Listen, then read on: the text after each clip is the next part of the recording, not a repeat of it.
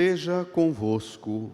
Ele está no meio de nós. Proclamação do Evangelho de Jesus Cristo segundo Mateus.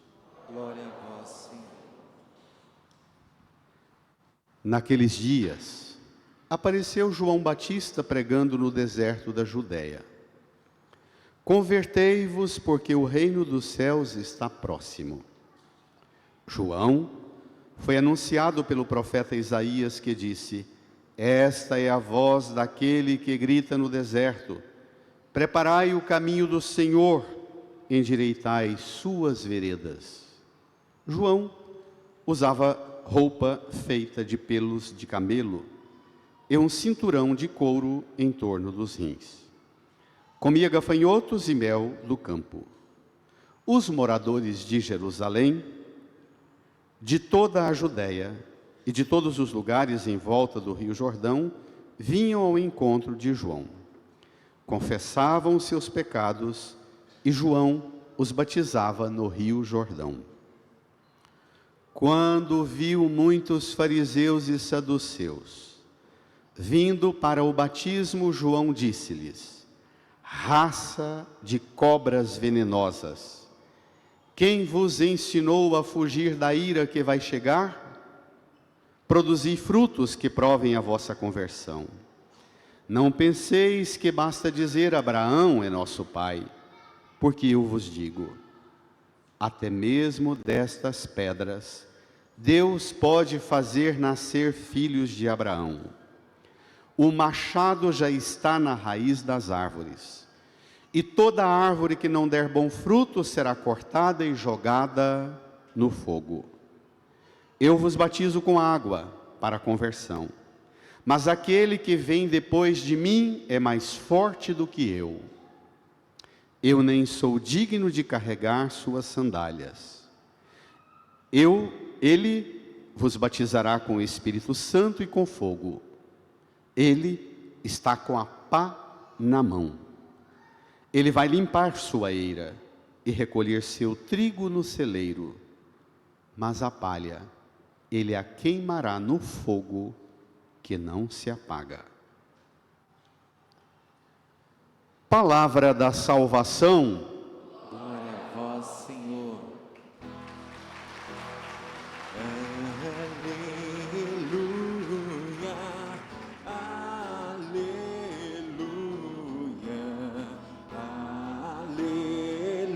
aleluia, aleluia. Sentados, num tempo de profundo silêncio em nosso íntimo, rezemos invocando do Espírito Santo que repouse sobre nós agora o auxílio do Espírito Santo e nos dê sabedoria, discernimento para compreender esta palavra e sermos por esta palavra transformados. Rezemos.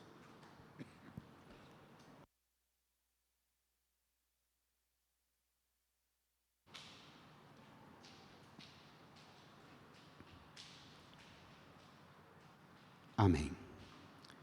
Queridas irmãs e irmãos, estamos hoje no segundo domingo do Advento, o tempo que antecede a festa do Natal. São 4 semanas, especialmente 4 domingos, em que, na celebração da Santa Missa no domingo, é acentuado nas orações que ouvimos e rezamos do missal e nas leituras,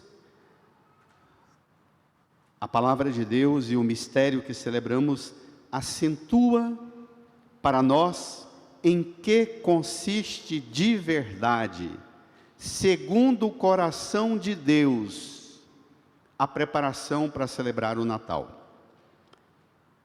Na maioria das vezes nós somos antecipados pelo barulho, pelo ruído do comércio, que instiga a gente a pensar no Natal, falar do Natal, preparar o Natal. Já fim de setembro já tinha loja decorada. Mas a igreja requer de forma reverente, uma preparação que tem um nível absolutamente distinto daquele Natal do comércio. E por que não dizer que, de certa forma, tomou o espírito de nossas celebrações em casa, infelizmente. A igreja tira as flores nesses 4 domingos que antecedem o Natal, não canta o glória, se veste de roxo. A melodia do aleluia é uma melodia bem piedosa e quase penitencial. Uma aleluia que conduz a gente muito mais a uma introspecção do que um jingle bell agitado do Papai Noel e do comércio. Por quê? Porque o critério para Deus do que é importante para nós na preparação para celebrar a chegada de Jesus, o Messias enviado por Deus, exige de nós outro tipo de preparação que nenhuma loja de bugiganga para decoração das nossas casas é capaz de oferecer. Infelizmente, nós tiramos o presépio e colocamos a árvore de Natal. Tiramos a Sagrada Família e o Menino Jesus e entupimos de pacote de presente. Tiramos o anjo anunciando que Deus entrou em nossa história e colocamos o pisca-pisca das luzes que distrai, parece bom distrair, mas não tem a eficácia do que a palavra pede. Quem sabe, a partir dessas leituras de hoje, a gente até repensa aquilo que a gente já fez ou tem preparado para celebrar o Natal e enfeitar a casa. Vamos lá? No Evangelho, tome o seu folheto número 10. E a gente, domingo passado, abria o Evangelho de Mateus. Domingo passado nós começamos no mundo inteiro a ler o Evangelho de Mateus. Hoje a gente vai no começo do Evangelho. Era capítulo 23, agora é capítulo 3. O início da preparação para a chegada, propriamente, de Jesus adulto com João Batista. Mateus capítulo 3, versos 1 a 12. Naqueles dias apareceu João Batista pregando, leia a igreja, no deserto da Judéia. O conteúdo da pregação, prega no deserto. E qual é o conteúdo da pregação? Versículo 2, bradem. Convertei-vos, porque o reino dos céus está próximo. A palavra primeira que João Batista pronuncia é convertei-vos. E dá a razão do porquê converter. O reino dos céus, no plural, está próximo. Converter, em grego, é metanoia. É mudança de mentalidade para mudar a meta. O Natal está intimamente associado ao fim de ano e ao começo do ano novo. Todo mundo se entope de propósitos firmes para o ano novo que vai começar. A gente põe metas para o ano novo, mas com a mentalidade do ano velho, e aí não muda nada. Lá para fevereiro e março, já está tudo envelhecido. Por quê? Porque tem meta com mentalidade velha. Conversão é mudar a mentalidade para mudar a meta. E a meta aqui quem apresenta é o pregador João Batista. A meta é o reino dos céus. Ele está próximo. Não diz que chegou, diz que está próximo. E para terminar de chegar, é preciso de um movimento nosso.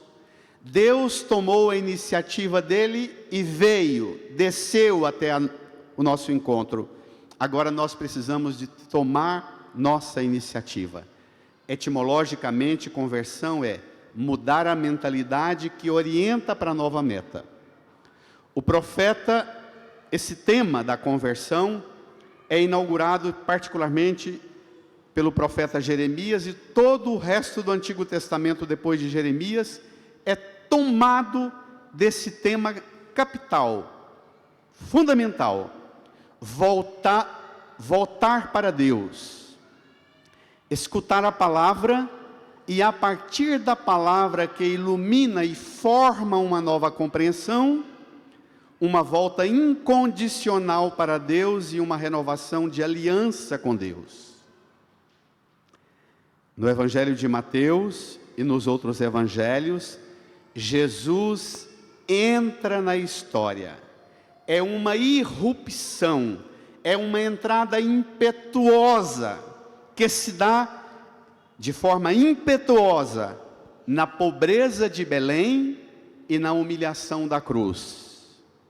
Diferente do ímpeto dos grandes messias pintados e idealizados na política e na economia de hoje, e mesmo muitos messias pintados no Antigo Testamento que trazem características, traços de messias violentos, guerreiros, determinados, vigorosos, ao modelo de Sansão, por exemplo.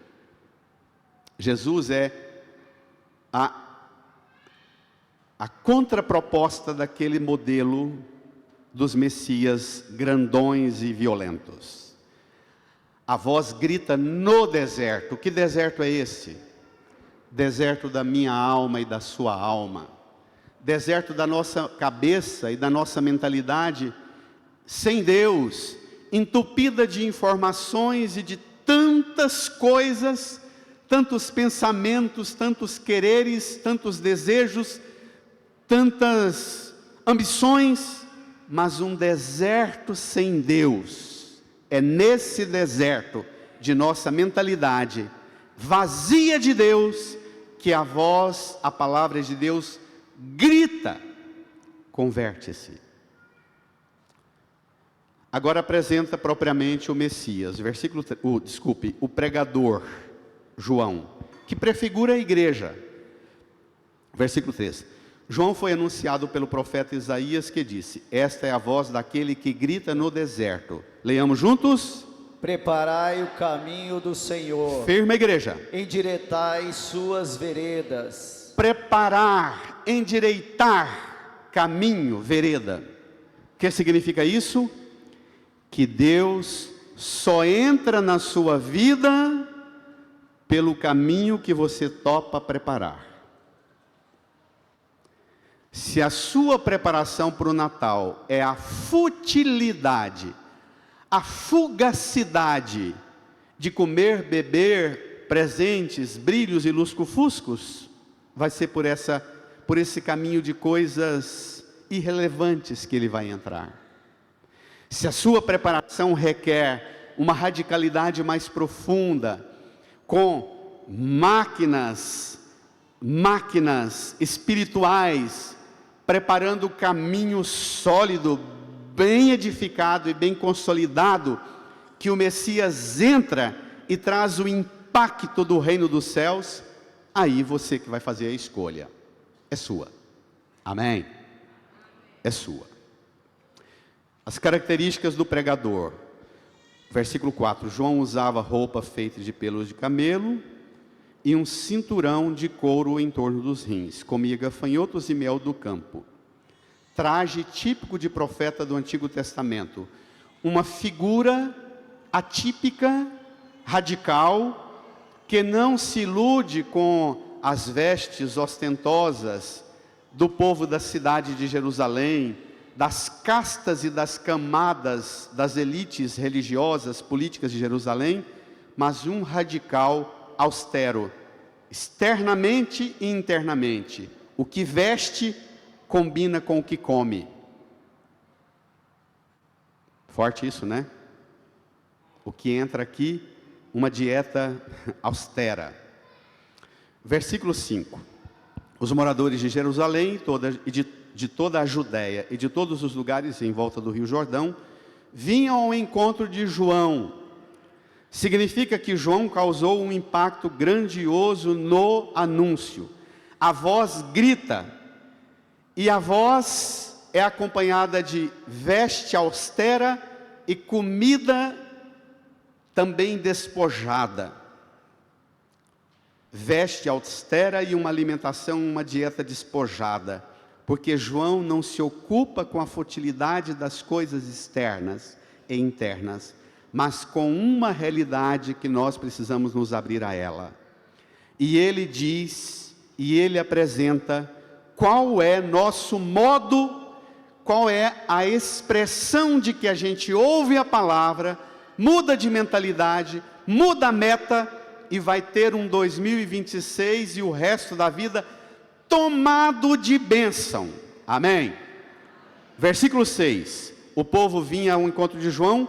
Versículo 6. Confessavam os seus pecados, e João os batizava no rio Jordão. Confessava os pecados e João os batizava.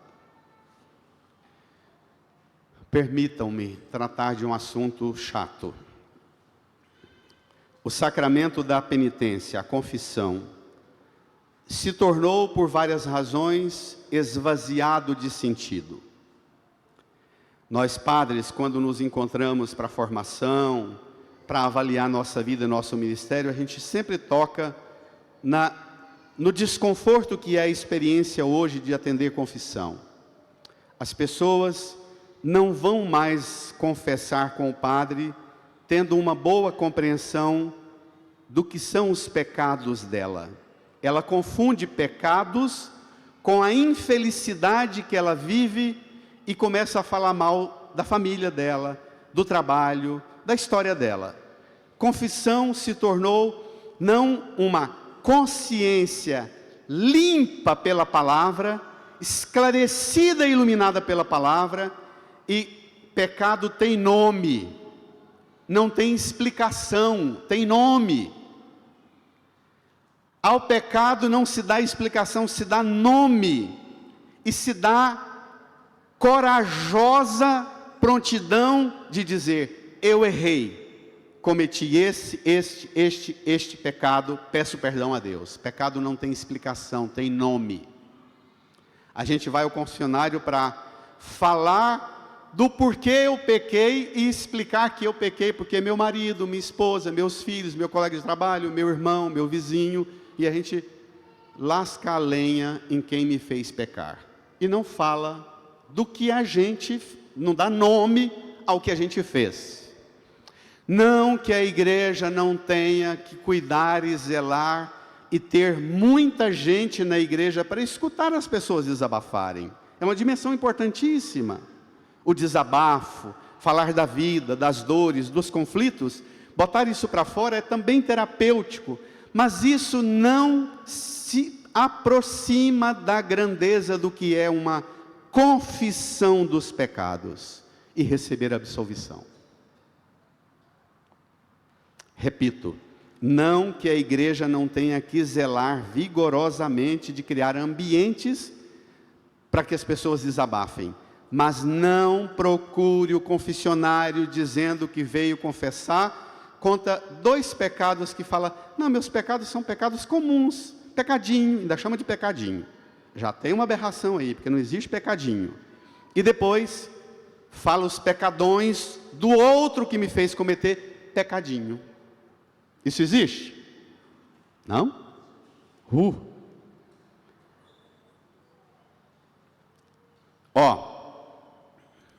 Confessar pecados e ser batizado uma vez, entrar, mergulhar na graça, sair do pecado e ser batizado e mergulhar na graça. Essa confissão dá a você a possibilidade de sair da igreja, não mais guiada e guiado pelas suas fraquezas, seus erros, por causa de você ou da vida ou de quem convive com você, mas você não é mais regido pela falta sua ou dos outros, mas você é conduzida a um mergulho na graça, e sua vida passa a ser regida por um entrar na graça de Deus, e nunca mais o pecado decide quem você é, decide o que você faz, mas a graça é que rege a sua vida e te conduz. Amém? Reage. Vai. Vai. Em Jesus, a distância que separava-nos de Deus, o dedo dos outros dizendo: você é pecador, você não presta, você é imundo, você é errado, esse dedo dos outros sobre você foi vencido. A sua consciência que te acusava: você não presta, você erra, você errou, e diz a você e diminui você, essa também consciência que te deprecia e cria em você uma identidade frágil e ferida, essa consciência também foi vencida. Porque em Jesus a distância que separava-nos de Deus, esta distância foi superada. Jesus veio trazer o reino de Deus para próximo de nós. Acabou a distância condenatória de um Deus absoluto, rigoroso, ameaçador, castigador, lá de cima, mandando bênção para uns e desgraça sobre outros. Acabou. Esse Deus agora está próximo. Nasce pobre em Belém, morre humilhado na cruz, só para dizer a você: existe a possibilidade de você viver de um modo novo, com você, com os seus, com a vida, com o mundo, com Deus. Mas, lá vem o problema, vamos lá? Versículo 7. Está lá, João Batista empolgado, batizando, pregando, batizando, acolhendo. De repente, quem aparece na fila? Versículo 7. Quando viu muitos fariseus e saduceus vindo para o batismo, João disse-lhes... Esperem. João, de repente, levanta a cabeça e olha na fila, fariseus e saduceus. Eu vou dizer de forma resumida o que já tenho dito de forma detalhada ao longo dos anos nas pregações. São dois grupos que se tornaram duas castas religiosas em Israel. Os fariseus pertencem a uma espécie de, que se tornou na verdade partido político. Existia um partido político dos fariseus e um partido político dos saduceus. Os fariseus eram os homens da sinagoga e da palavra, do ensino da palavra.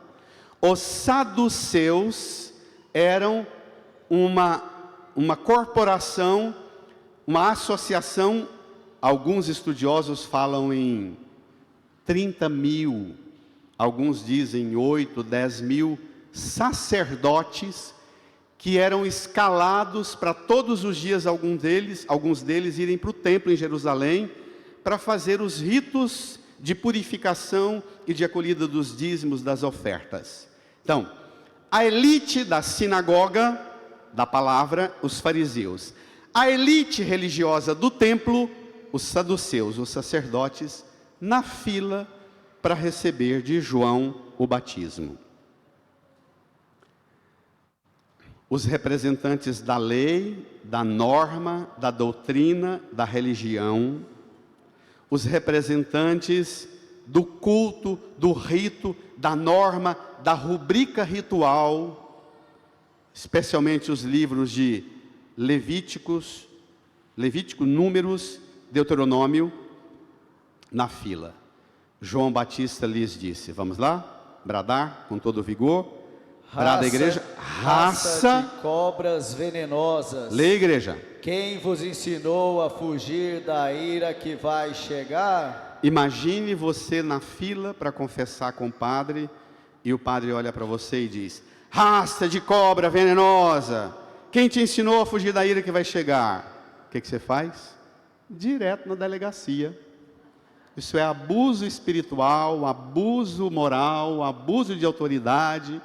É BO na certa. Em poucos minutos, as viaturas estão na porta da igreja, porque eu fui, humildemente, piedosamente, porque estava com um monte de coisa doendo dentro de mim, fui desabafar e falar com o padre, confessar, e ele me chamou de raça de cobra venenosa, e me disse ainda, quem te ensinou a fugir da ira que vai chegar? Aqui a gente pode prevenir e preparar para a ideia do porquê João Batista foi decapitado. Pregar a palavra de Deus com coragem para as autoridades religiosas não é coisa que deixa fora do risco perder a cabeça. Nós, autoridades religiosas, pregadores da palavra e sacerdotes, somos hoje na igreja, muitos de nós, necessitados da coragem de João Batista.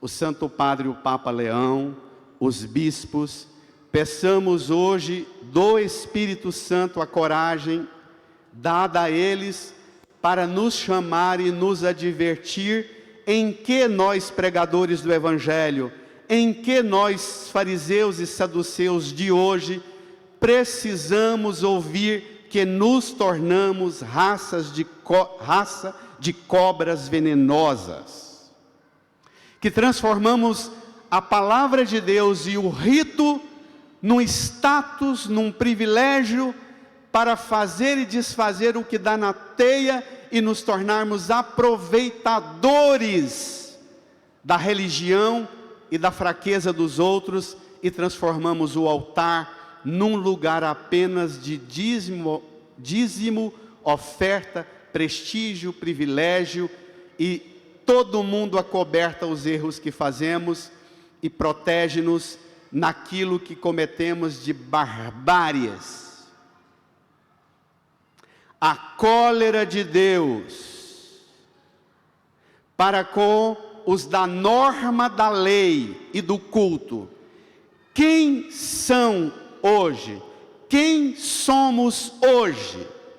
Os homens da religião, da autoridade religiosa, que nos tornamos os destinatários da cólera de Deus. Essa é a pergunta. Versículo 8.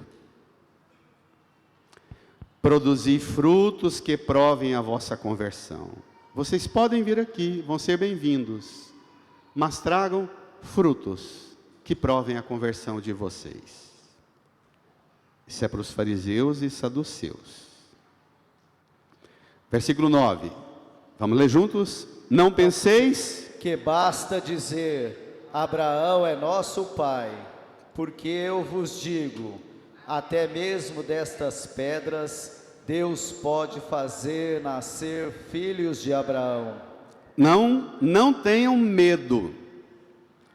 Vocês pensam que vocês é que salvam a religião. Deus tem poder de fazer nascer filhos de Abraão até de pedra. E vocês pensam que a religião é salva por vocês. E vocês não produzem frutos que provem conversão. Porque a mentalidade de vocês não é a mentalidade de Deus. Os fariseus e os saduceus, os homens da palavra e os homens do culto de Jerusalém, são aqueles que vão tramar a morte de Jesus. Não nos esqueçamos de que quando os magos chegam em Jerusalém, perguntando onde nasceu o rei dos judeus, o rei ficou perturbado com toda a cidade e chamou os homens da religião para dizer onde é que deveria nascer. Frutos que provem, sabem dar curso da palavra de Deus até para rei, mas não sabem mudar a mentalidade. Não sabemos mudar a mentalidade. Não sabemos produzir frutos que provem a nossa conversão. Versículo 10. O machado já está na raiz das árvores. Vamos, igreja. E toda árvore que não der bom fruto será cortada e jogada no fogo. Aqui, de repente, João Batista abre o horizonte da esperança também para nós, fariseus e saduceus, e para todos os povos, para todas as culturas. Diz João Batista: o machado já está na raiz das árvores. Toda árvore que não der bom fruto. é o mesmo que dizer: você tem chance, você tem oportunidade, não perca a oportunidade de produzir frutos. Tem machado na sua raiz, mas tem também a pregação da palavra. Tem Deus que envia o seu Filho até vocês para ensinar a vocês o caminho do amor, de uma vida diferente no amor, e que vocês podem, a partir de hoje, produzir frutos, e vocês podem alcançar um outro destino que não o do fogo, que não se apaga. Qual o destino? Versículo 11: eu vos batizo com água para a conversão. Vocês apresentem arrependimento, peçam perdão a Deus pelas faltas, e eu levo vocês às águas. E não sou eu, João Batista, de novo, modelo dos pregadores para nós pregadores, e não sou eu o último ponto de parada para vocês. Nós pregadores e nós sacerdotes, muitas vezes fazemos de nós o ponto de parada. Vocês acham-nos e seguem-nos, e param em nós, e vocês não alcançam Deus, não compreendem Deus, não progridem para ultrapassar-nos, se tornam no máximo seguidores e amiguinhos de padre. É muito pouco, é muito pobre essa fé. Salta, alcancem uma realidade maior. De nós queiram a pregação da palavra, que conduza-os à conversão, e queiram e desejem a água que os purifiquem, para que vocês sejam conduzidos a uma travessia mais poderosa.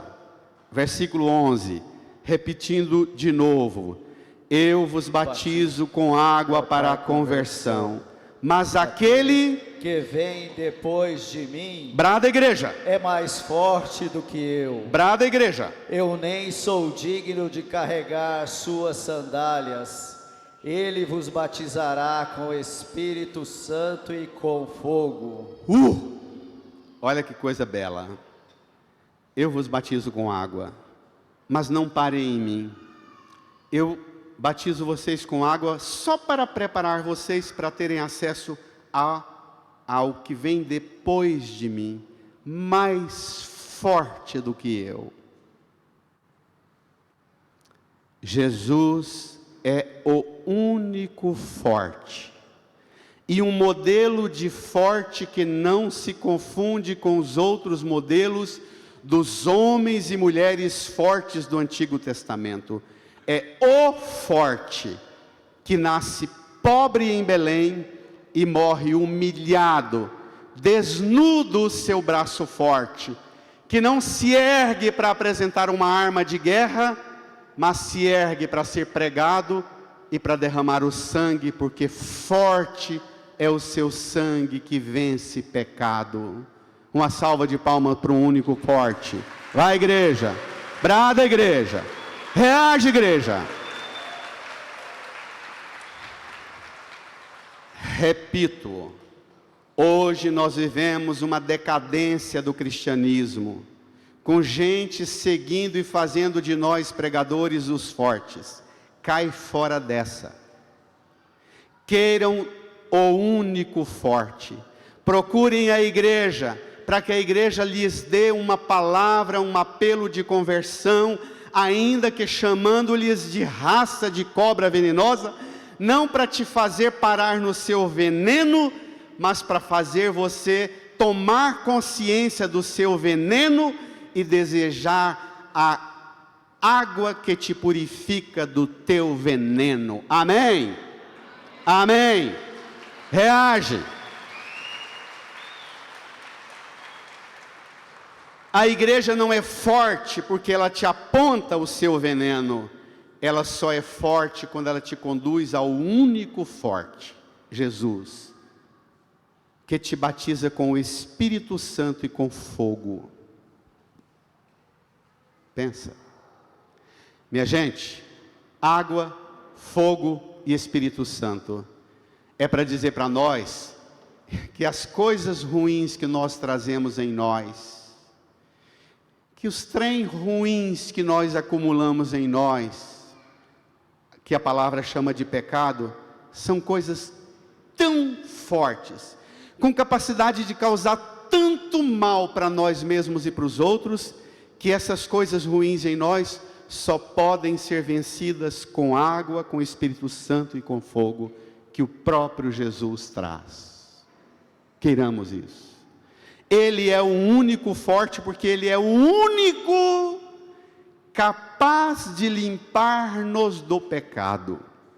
João Batista e todos os pregadores e pregadoras da palavra do mundo, nós temos capacidade, às vezes, condições de te ajudar a encontrar teus venenos, a acessar a realidade de pecado que você traz com você. Nós podemos ajudar a você tomar consciência do seu pecado. Agora, nós nunca poderemos te dar o que o único forte pode te dar: o perdão dos pecados, a purificação, a regeneração. Só Ele, só Ele, só Ele. Queiramos e desejemos, e preparemos para celebrar o Natal com este espírito. Eu vou, na noite de Natal, aproximar-me do único forte, pobre, envolvido em faixas, colocado dentro de um coxo, junto com os animais, porque não encontrou lugar na minha casa.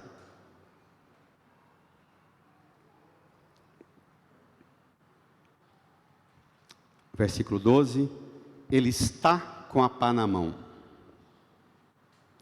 Ele vai limpar sua eira e recolher o seu trigo no celeiro, mas a palha Ele a queimará no fogo que não se apaga.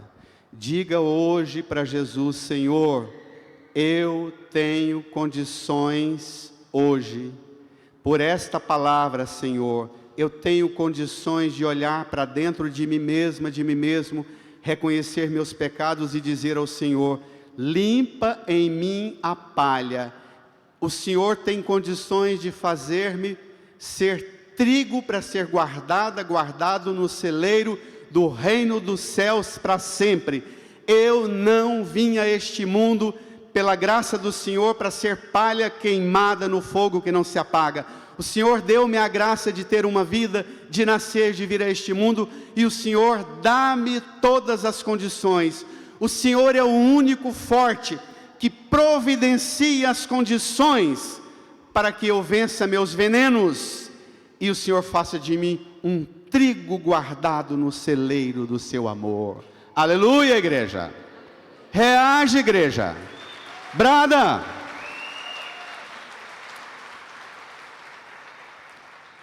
E faça isso com poesia. Crianças, está me ouvindo?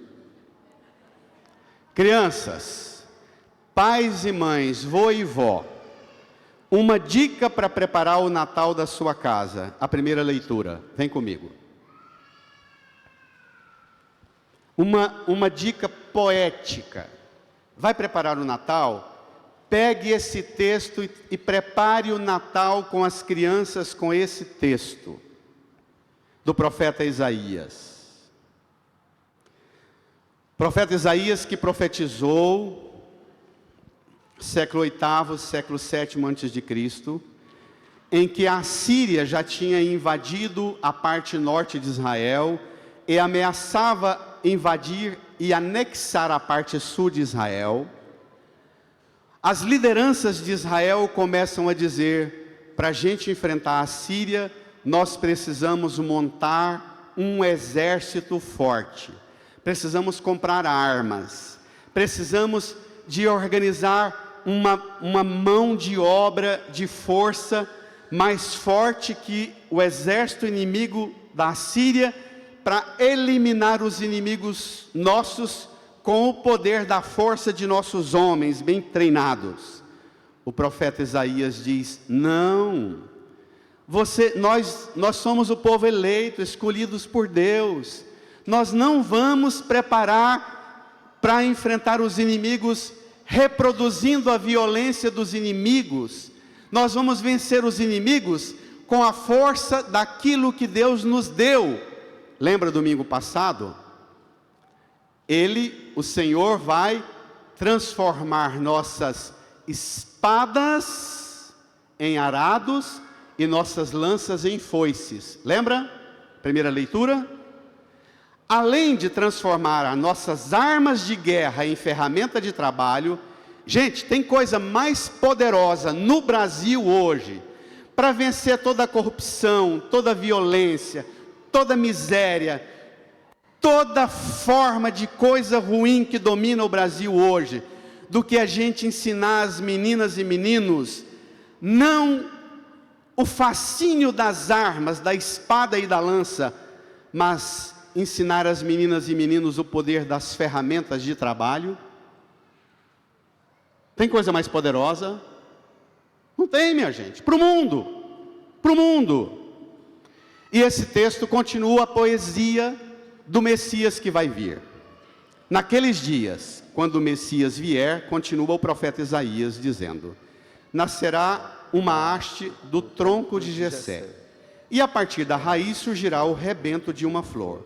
Sobre ele repousará, leiamos, o Espírito do Senhor. Vai. Espírito de sabedoria e discernimento, Espírito de conselho e fortaleza, Espírito de ciência e temor de Deus. Olha a arma que o Messias vai trazer: sabedoria, discernimento, conselho, fortaleza, ciência, temor do Senhor. Essa é a nossa arma. Não é comprando mais armas do poderio bélico dos países vizinhos, mas nossa arma é o Espírito Santo que derrama em nós sabedoria, discernimento, conselho, fortaleza. Versículo 3, no temor do Senhor encontra o seu prazer. Ele não julgará pelas aparências que vê, nem decidirá somente por ouvir dizer, mas trará justiça para os humildes. Leia, igreja. E uma ordem justa para os homens pacíficos. Fustigará a terra com a força da sua palavra, e destruirá o mal com o sopro dos lábios. Ele não vai dar aos cristãos um poder bélico para fazer guerra com a Índia, com a China, com a Coreia, com a Rússia. Ele vai dar aos cristãos, ele fustigará a terra com a força da palavra, destruirá o mal com o sopro dos lábios. Recebei o Espírito Santo, a quem perdoardes os pecados, lhes serão perdoados. Essa é a arma do exército dos que creem no Cristo. Continua: cingirás a cintura com a correia da justiça e as costas com a faixa da fidelidade. Agora vem, para vocês pais e mães de crianças, o teatrinho para a noite de Natal. Vamos lá? Olha a cena. Versículo 6. O lobo e o cordeiro viverão juntos. O leopardo deitará-se ao lado do cabrito. O bezerro e o leão comerão juntos. E até mesmo uma criança poderá tangê-los. A vaca e o urso pastarão lado a lado, enquanto suas crias descansam juntas. O leão comerá palha como boi. A criança de peito vai brincar em cima do buraco da cobra venenosa. E o menino desmamado não temerá pôr a mão na toca da serpente. Gente, isso aqui é um voo de poesia, de poética da fé. O profeta, escutando os líderes religiosos e políticos de Israel querendo montar um exército israelita para vencer a invasão assíria, 721, a Assíria invadiu o norte de Israel e preparava agora para invadir o sul. O profeta Isaías diz: não, gente, o Messias que vai vir, a ação de Deus em nossa vida, ao invés de fazer-nos mais violentos, Ele vai fazer lobo e cordeiro viver juntos, leopardo deitar com cabrito, bezerro e leão vão comer juntos, leão vai ficar vegetariano, minha gente. Uma criança pode tanger o leão e o bezerro. A vaca e o urso pastam juntos. Enquanto suas crias descansam juntas, o leão comerá palha como boi. Criança de peito vai brincar em cima do buraco da cobra venenosa. O menino desmamado não vai ter medo de pôr a mão na toca da serpente. Duas imagens. Eu fico tenso para falar isso. Duas imagens. Se abrir seu coração, quantas feras que estão dentro de você e que precisam ser pacificadas. Lobo, leopardo, leão, urso, leão, cobra venenosa e serpente que existe dentro de mim e de você e que precisam ser amansadas para a noite de Natal. Existem essas feras em nós? Quantas feras dessas estão terminando o ano de 2025, achando que só não foi pior porque você pôs suas feras para rosnar, para ameaçar, suas serpentes para tremer e fazer o barulho do chocalho e ameaçar todo mundo? É hora de preparar o Natal e amansar essas serpentes venenosas que te habitam, esses leões, esses ursos, esses leopardos e lobos, reconciliá-los. Você topa esse Natal? Ou acha que esse Natal só vai ser Natal se você conseguir eliminar quem você acha que precisa ser eliminado? A esperança se faz jardim, se faz poética do impossível. Nossas diferenças, lobo, cordeiro, leopardo, cabrito, bezerro, leão, vaca, urso, cobra e criança, nossas diferenças não nos dominam mais. Nossas diferenças fazem a gente olhar uns para os outros e reconhecer a riqueza que cada um tem. E nós vamos transformar essas diferenças em possibilidade de criar um ambiente de convivialidade sadia, porque o único forte é capaz de vencer em mim as forças das feras violentas que eu trago em mim e fazer de mim um leão manso. Amém? Reage! Vai! Amém! Amém! Essas feras estão aí na nossa sociedade. Assistam um pouquinho de notícias sobre política, economia no Brasil, para você ver o quanto nós transformamos o Brasil numa seara de feras se destruindo e querendo apenas colocar-nos do lado desse ou daquele lobo, leopardo, leão, urso e serpente.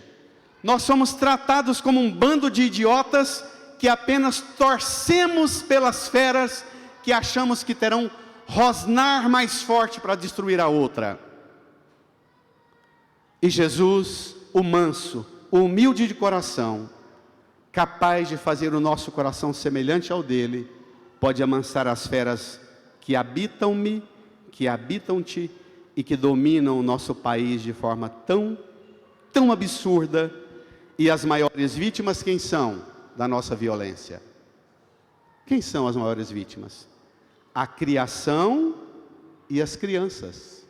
Nesse texto aqui, de Isaías, está dizendo que quando a gente apela para a guerra, para a violência, as vítimas são os animais e as coisas da criação e as crianças. E o profeta está dizendo, não, a violência só gera vítimas. O que nós precisamos fazer é uma outra. Eu sei que você tem muito mais informação do que eu sobre economia, política, problemas, relações internacionais, deve olhar para um texto desse e dizer, que absurdo. E eu digo para você, bem-vinda, bem-vindo à lógica do absurdo que é Cristo. O único forte que não usa de violência. O único forte. Olha, nesses 20 dias que eu fiquei fora, eu estava na Índia. Fiquei muito impactado. Desde o início da teologia eu tinha muita vontade de ir à Índia e fazer a imersão que eu fiz nesses dias que lá passei. Vi coisas que para nós, que chamamos aquele mundo de pagão, não cristão, que é predominantemente muçulmano, hinduísta e budista, que habitam, os cristãos somos mínimos e inexpressivos. Mas fui levado por um projeto ambicioso de um grande comerciante, produtor de grãos e que exporta para a Índia. E que lá na empresa, lá na Índia, que compra os produtos, tem um cristão que queria muito que esse grande exportador daqui entendesse o espírito da não violência que a Índia prega, o princípio da não violência.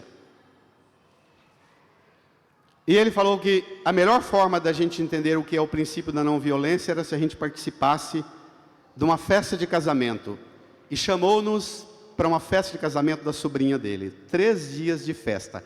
Mega festa. Mega. Que a cultura indiana é um trem de louco na beleza e no esplendor. Mega. 3 dias e 3 noites. 800 pessoas numa festa. Imagine. Uma alegria que começava 4h30 da manhã, já começava o rufar dos instrumentos para despertar a gente. Uma alegria. Fazia tempo que eu não via coisa igual. O nosso carnaval não tem noção do que é alegria. 3 dias e 3 noites de festa. 600, 800 pessoas. Sem bebida alcoólica, sem refrigerante, sem fumar e sem, pasmem, e sem carne. Sem carne. Eu olhava para aquela alegria daquele povo que dançava e cantava os hinos do hinduísmo, são todos hinduístas, cantavam e dançavam, mas uma alegria assim, de lágrimas, abraçavam e cantavam e pensava, Senhor, devolve-nos a nós cristãos a alegria de cantar as maravilhas do Teu nome, do Teu amor, porque nós perdemos isso. Nós perdemos isso. Nós não sabemos o que é isso. Não sabemos. Na vila, onde nós ficamos reservados os convidados, uns 600 hospedados, na porta de cada casinha, uma frase. Nós, os noivos, te acolhemos com alegria e pedimos que não matem um inseto, para que nosso matrimônio não nasça sobre a força da morte de nenhum ser vivente. É profeta Isaías purinho, não é não? É não? É esse texto do profeta Isaías.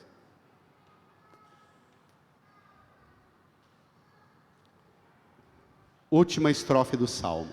Reza comigo. Eu não vou entrar aqui nas contradições da Índia. Ao longo do ano eu vou contando para vocês, tem contradições enormes. Mas tem beleza poética também. Versículo 17. Última estrofe do Salmo, falando do Messias. Seja bendito o seu nome para sempre, e que dure como o sol sua memória. Leiam. Todos os povos serão nele abençoados. Todas as gentes cantarão seu louvor. Esse é o sonho de Deus com a vinda de Jesus. Que todos os povos sejam em Jesus abençoados e todas as gentes não façam outra coisa senão cantar e dançar a bênção, a alegria do que recebe de Deus. Esta é a poesia das relações internacionais que o profeta Isaías, que Jesus trouxe. A bênção e o cantar e dançar diante de Deus. Esse é o sonho de Deus. Essa é a utopia do Natal. Utopia do Natal. Peça do Senhor a graça. Incline a sua cabeça. Peça do Senhor a graça de entrar no seu coração e ajudar você a vencer os seus venenos. a entrar na sua alma, na sua mente, e a vencer as feras violentas que te dominam, que te manipulam, que te adoecem e faz você machucar e ferir tantas pessoas, achando que está defendendo como um lobo, um leão, um leopardo, uma serpente. Peça do Senhor para descansar você dessa fúria violenta. A vaca e o urso pastarão lado a lado, enquanto suas crias descansam juntas. Peça para Jesus dar a você a graça de criar um ambiente de descanso para suas crias, para os seus filhos, para os seus netos. E não um ambiente de tensão, de conflito, de consumismo, de comelança e bebelança, de telas de celular o tempo inteiro agitando. Peça do Senhor a graça de ser transformado num sonho poético de Deus para a sua família e para o mundo que você vive. Fale com Ele. Vezes no meu peito bate um coração de pedra, quando o frio sem vida aqui dentro ele me aperta. Não quer saber de amar, nem sabe perdoar, quer tudo e não sabe partilhar.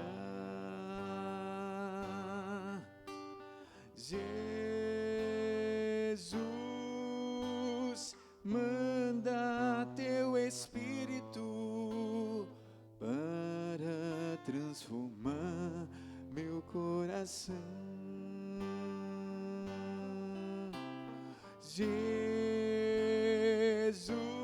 Jesus, manda teu Espírito para transformar meu coração. Lava, purifica e restaura-me de novo.